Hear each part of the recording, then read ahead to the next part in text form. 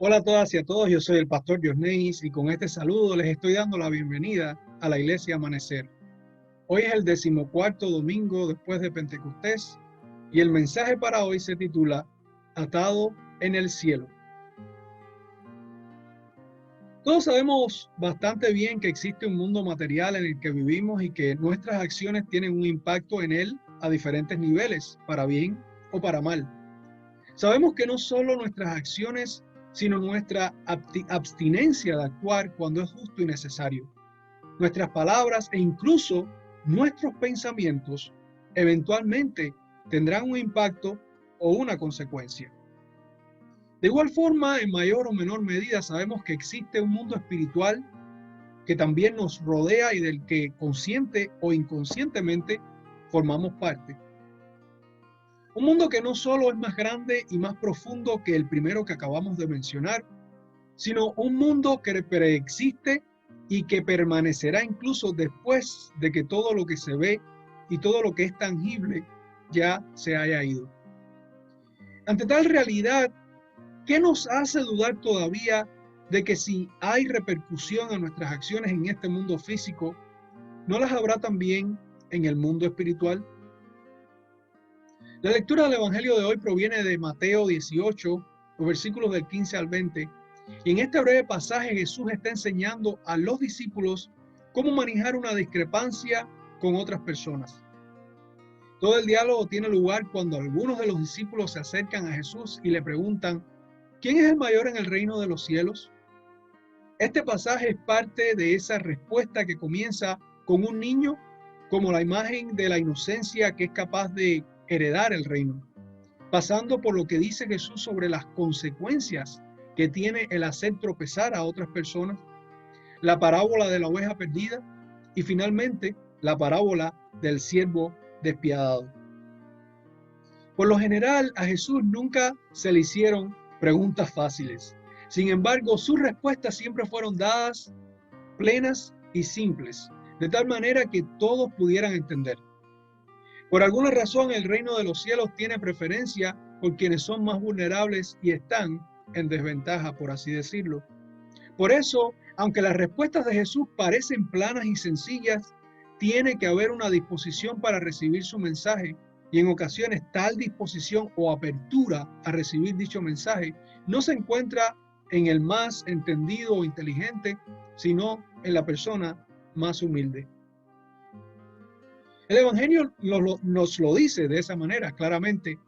En ese momento Jesús, lleno de gozo por el Espíritu Santo, dijo, te alabo, Padre, Señor del cielo y de la tierra, porque has ocultado estas cosas de los sabios y entendidos y las has revelado a los niños pequeños.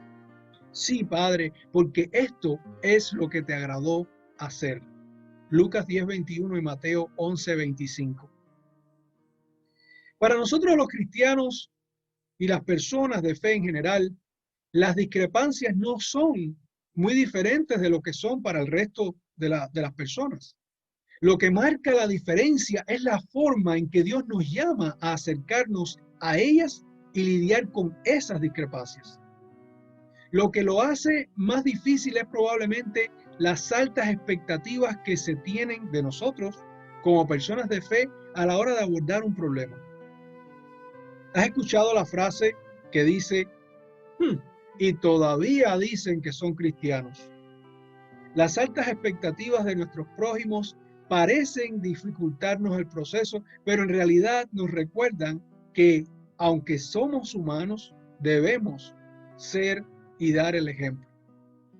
Cuando hablamos de reconciliación, significa que cada vez que pecamos, esto conlleva a que estemos transgrediendo con nuestra relación con Dios, con los demás y con nosotros mismos. En ese caso es oportuno utilizar la palabra reconciliación, porque cuando pecamos se produce una ruptura no solo con los demás, sino también con Dios y dentro de nosotros mismos.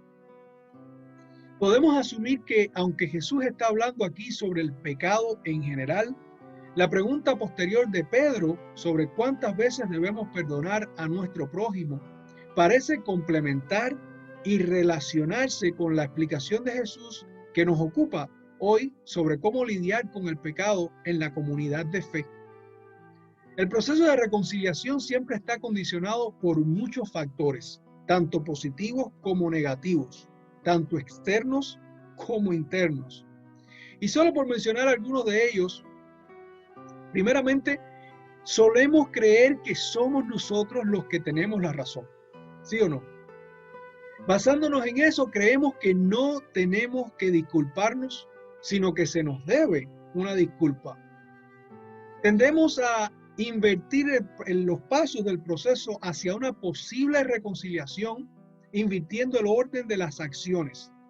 A veces comenzamos contándole a todo el mundo y a veces, en el mejor de los casos, esa conversación que se suponía debía comenzar entre las partes involucradas no solo ocurre tarde, sino que muchas veces ni siquiera ocurre.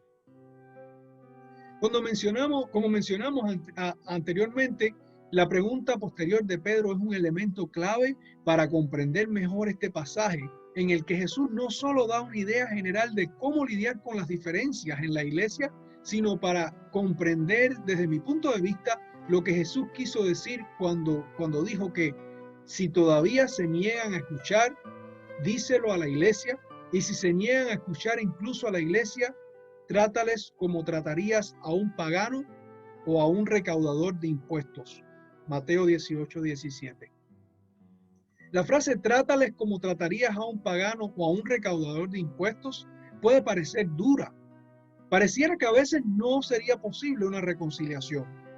Sin embargo, como acabamos de mencionar hace un momento, la explicación que viene inmediatamente después nos recuerda que no solo habrá una consecuencia en el cielo, sino también que debemos perdonar. Si tomamos en consideración que Jesús visitó, comió y dio la bienvenida a paganos y recaudadores de impuestos para que fueran parte de la comunidad de creyentes, podemos asumir que al decir trátales como tratarías a un pagano o a un recaudador de impuestos, no significa odiarles o rechazarles, sino en realidad amarles como lo que sean, pero aún así amarles. En otras palabras, no pierdas tu naturaleza, aunque la de otras personas sea diferente. Tú estás llamado a amar y a marcar la diferencia. Algunos pasos hacia un proceso de posible reconciliación pueden involucrar, pero no se limitan a elementos tales como, en primer lugar, la oración. Para la vida del cristiano, para la vida de la persona de fe, la oración es muy importante. En segundo lugar, la identificación de las partes involucradas. Tercero, reconocer los errores cometidos. Y obviamente que esto requiere un deseo genuino, y déjenme resaltar la palabra genuino, de restaurar o arreglar lo que se rompió, lo que se dañó en esa relación. Implica humildad de todas las partes involucradas. En cuarto lugar, yo incluyo la oración nuevamente. Quinto, mediación. Obviamente, mediación de partes que sean imparciales y que estén capacitadas para facilitar ese proceso de reconciliación que se desea y que se ha estado orando por él. Sexto, diálogo. Debe de haber un diálogo. Séptimo, tiempo para procesarlo todo. Han oído también la frase de que el tiempo todo lo cura, el tiempo todo lo sana. Pues hay que dar un tiempo también en ese proceso de sanación y de reconciliación.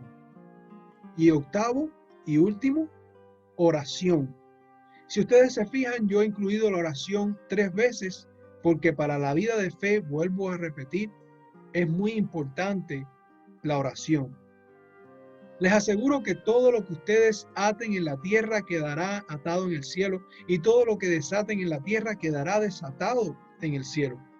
Además les digo que si 2 de ustedes en la tierra se ponen de acuerdo sobre cualquier cosa que pidan, les será concedida por mi Padre que está en el cielo. Porque donde 2 o 3 se reúnen en mi nombre, ahí estoy yo en medio de ellos. Mateo 18, 20. Mis hermanas y mis hermanos, es justo Y no solo justo, sino necesario. Y si es justo y necesario, entonces tiene que ser posible por la gracia de Dios. Y que Dios mismo les bendiga y les guarde hasta que nos volvamos a encontrar. Amén.